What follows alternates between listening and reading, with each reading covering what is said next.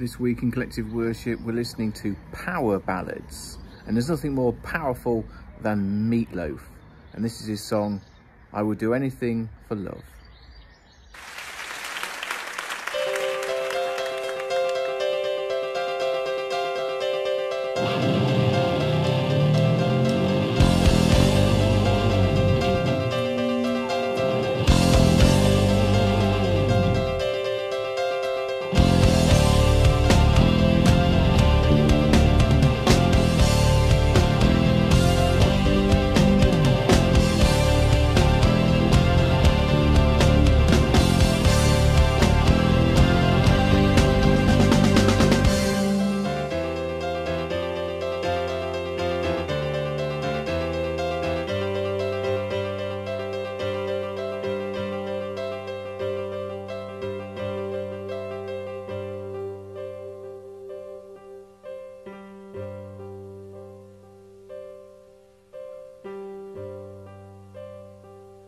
And I would do anything for love.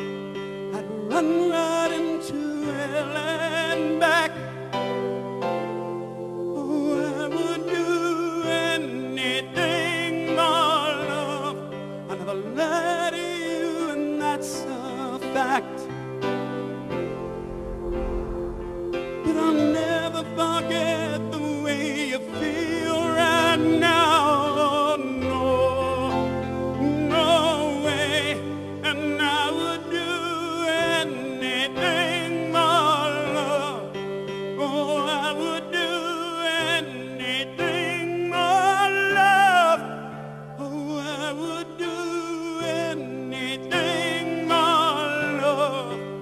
I won't do that. No, I won't do that.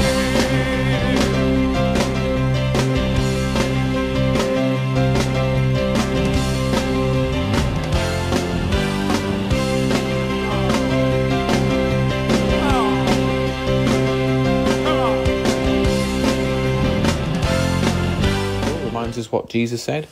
What did Jesus say? That's right. I am the light of the world. Good morning, everyone. So this week we've been looking at inspirational people. You may have heard of JK Rowling. She's written some books, you know. This is JK Rowling, author of the Harry Potter novels. Chapter 1 of Harry Potter and the Philosopher's Stone was redrafted 15 times.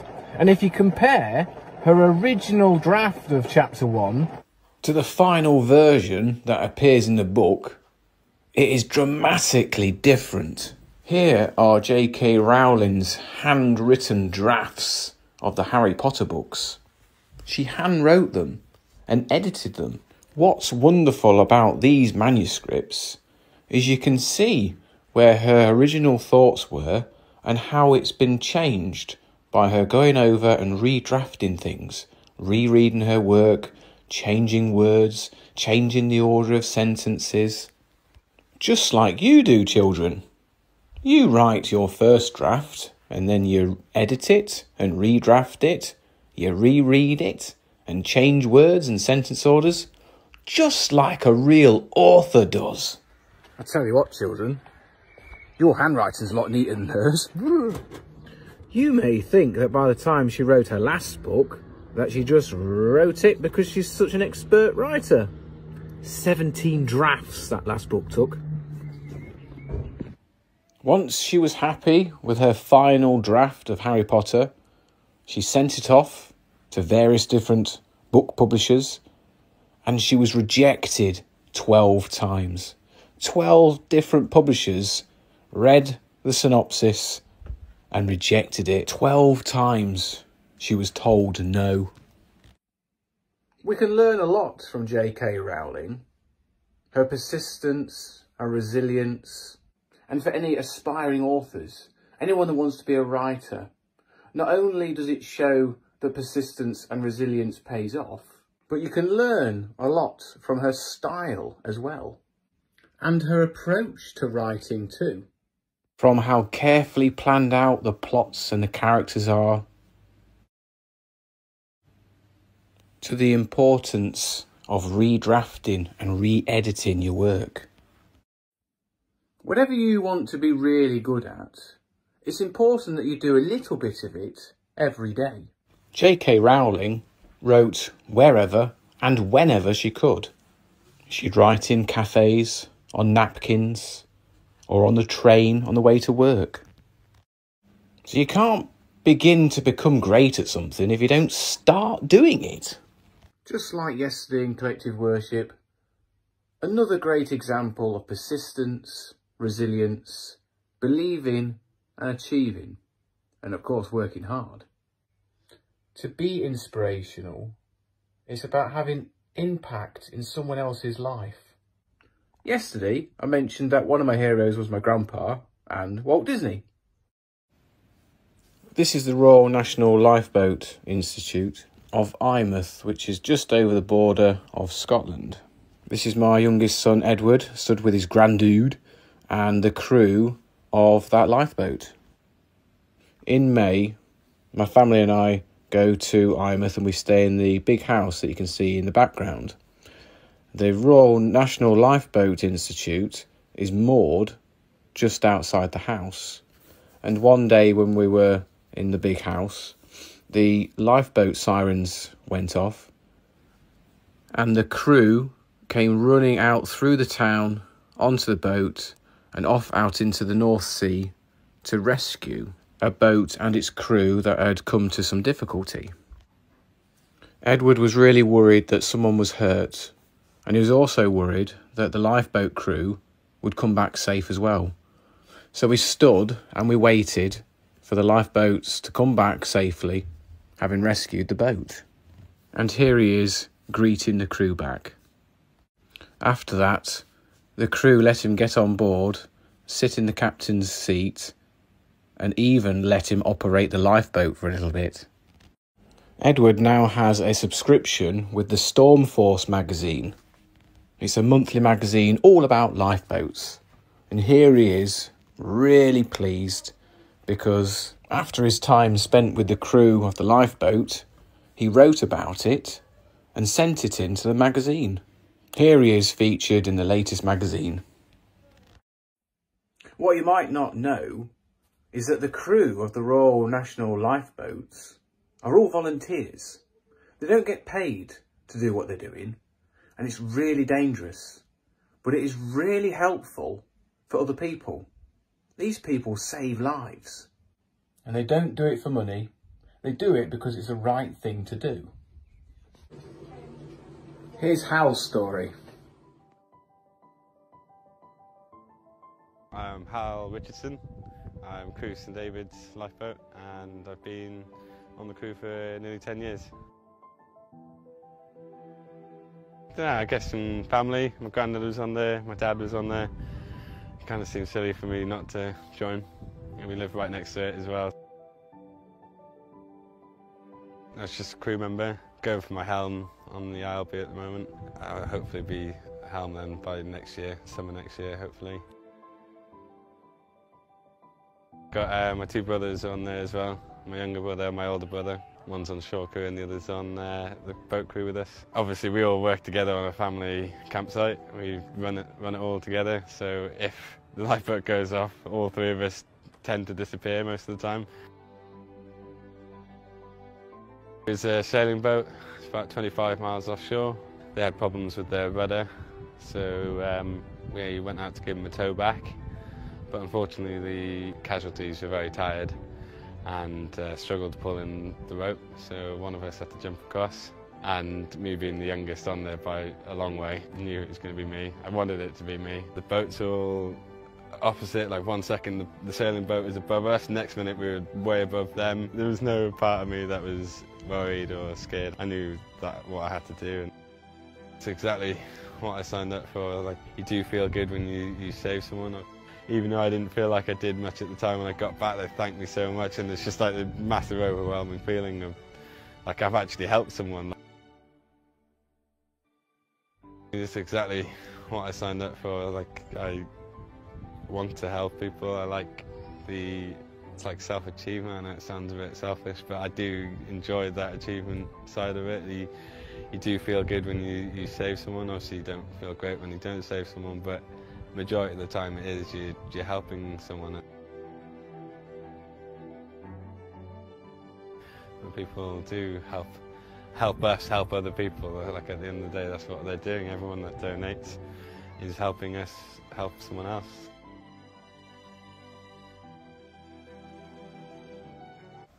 One of the most famous people to have risked their lives at sea was Grace Darling.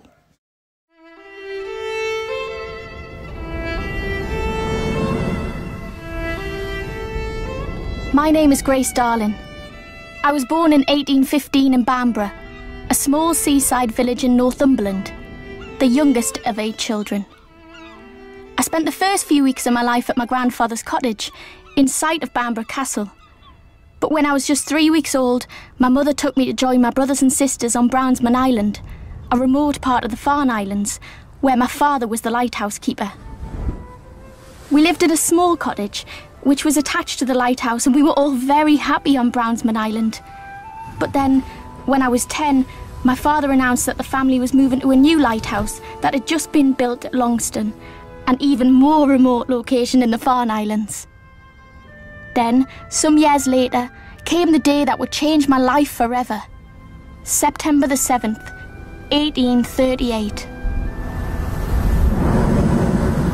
A huge storm was blowing, and enormous waves were crashing against the lighthouse. I was 22 years old now, and all my brothers and sisters had left home. Only my parents and I remained in the lighthouse.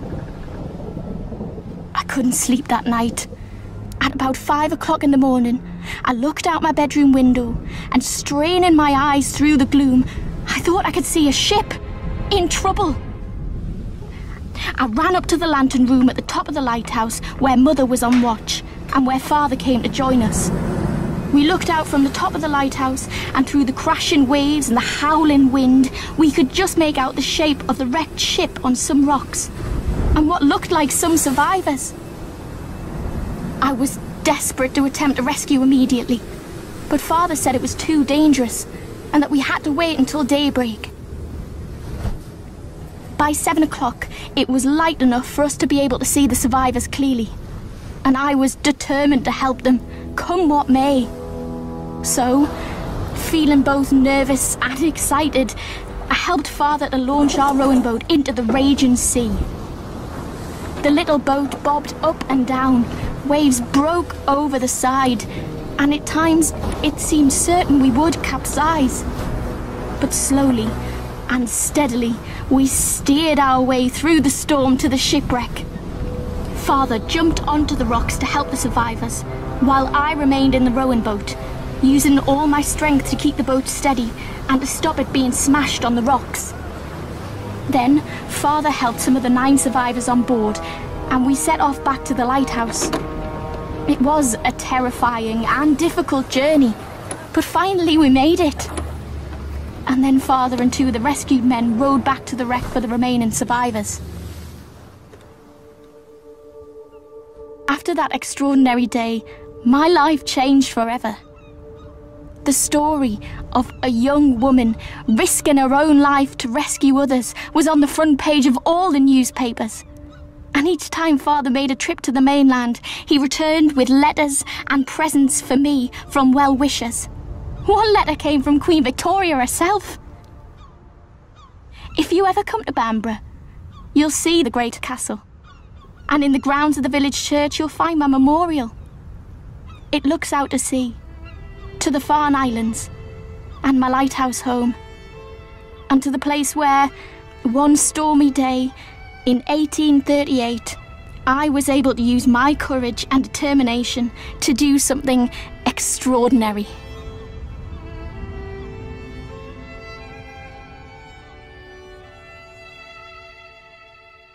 Real people, really inspirational. And how true it is, this Bible quote from Philippians chapter 2 verse 4. Let each of you look not only to his own interests, but also to the interests of others. It's about helping each other, not because we're going to gain something from it, but because it's the right thing to do. Ultimately, though, we do get something from it. We do get something from helping each other out. We get a warm, fuzzy feeling. We feel good for doing it. We don't get any reward. We don't get money for it. But we get to feel good. And that's better than any reward that can be given to us. Let's share a prayer. If you'd like this prayer to be your prayer, it's arm at the end. You're welcome to look at the candle flame, or you can put your hands and your eyes together. And if this prayer is not for you, think about the people that you're inspired by. Dear God, today I give you all that I am. I invite you into the weak places in my life so that you can turn them into strength. Amen. Well, that concludes our collective worship for today. Remember, work hard, be kind, look after yourselves. I'll see you around school.